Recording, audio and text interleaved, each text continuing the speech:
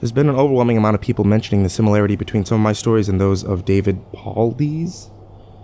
I assure you, I'm not trying to rip him off in any way. I've got nothing but respect for the guy. He's actually what inspired me to write this, because I can verify a lot of these things he talks about.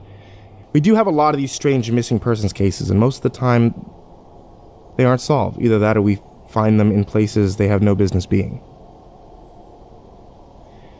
I personally haven't been on many calls like that, but I'll share a few that I've seen and a story my friend told me that relates to this.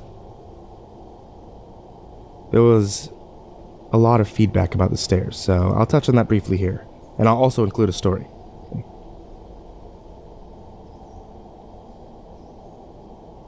They come in a variety of shapes, sizes, styles, and conditions. Some are pretty dilapidated, just ruins, but others are brand new. I saw one set that looked like they came from a lighthouse. They were metal and spiral, almost old-fashioned. The stairs don't go up infinitely or farther than I can see, but some sets are taller than others. Like I said before, just imagine the stairs in your home as if someone had cut and pasted them in the middle of nowhere. I don't have any pictures. It's never really occurred to me to try after the first time. And I don't really feel like risking my job over it. I'll try again in the future, but I can't really promise anything. A few people expressed confusion about the guy who ran into the man with no face. And just to clarify, when the climber ascended and reached the top of the peak, he saw another man in a parka and ski pants. This was the man with no face. Sorry about any kind of confusion with the wording of that story. I'll try to avoid that in the future. As far as missing persons go, I'd say that about half the calls I get are related to that. The other are rescue calls. People who fall off cliffs, hurt themselves, get injured by fire. You wouldn't believe how often that happens, mostly drunk kids. Getting bitten or stung by animals or insects. We're a tight team. We have veterans who are excellent at finding signs of lost people. That's what makes these cases where we never find any trace of them so frustrating. One in particular was upsetting for all of us, because we did find a trace of them, but it just led to more questions than answers. An older man had been hiking alone on a well-established trail, but his wife called to say that he hadn't come home when he should have. Apparently, he had a history of seizures, and she was worried that he hadn't taken his medication and had suffered one of those out on the trail. And before you ask, I have no idea why he thought that it was okay to go out alone, or why she didn't go out with him.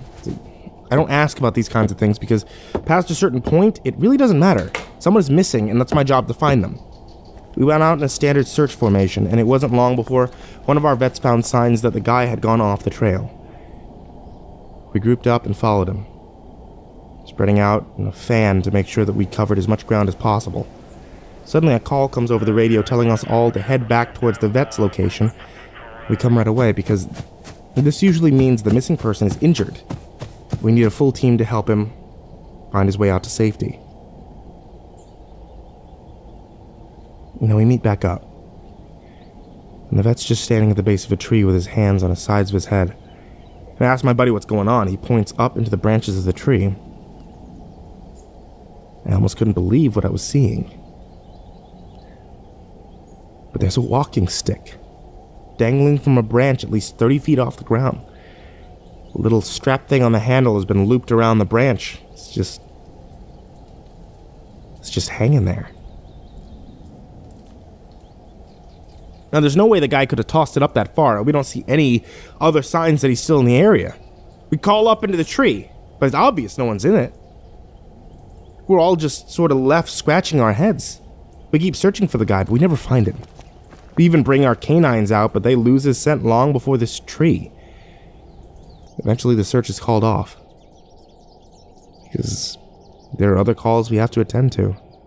And past a certain point, there's not much we can do. The guy's wife called us every day for months, asking if we'd found her husband. And it was heartbreaking to hear her get more and more hopeless each time. I'm not sure why this call in particular was so upsetting, but I think that it was just the sheer improbability of it, that the questions that were raised. How the hell did this guy's cane end up there? Did someone kill him and toss that up there?